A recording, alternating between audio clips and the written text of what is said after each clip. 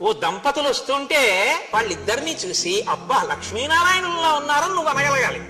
కాకి ముక్కుకి దొండపండు అన్న మాట దంపతుల మధ్య అనకూడదు, గుర్తుపెట్టుకో, ఎప్పుడు అనకూడదు. ఆవిడ చాలా బాగుంటుంది కానండి ఆయన బాగుండడనో, ఆయన చాలా బాగుంటారు కానండి ఆవిడేం బాగుండదనో, అంత మహానుభావుడికి ఆవిడ భార్య ఏమిటండనో, ఆవిడికి ఈయన భర్త ఏమిటండనో ఎప్పుడు అనకూడదు. ఎప్పుడూ దంపతుల మధ్యలో ఏమనాలంటే వారు ఒకరికొకరు తగినవారని అనాలి. అందుకే శంకర భగవత్పాదులు శివానంద లహరి చేస్తే పార్వతీదేవి గొప్ప పరమశివుడు గొప్ప అంటే కళాభ్యాం చూడాలంకృత కళాభ్యాం నిజతపఫలాభ్యాం అంటారు.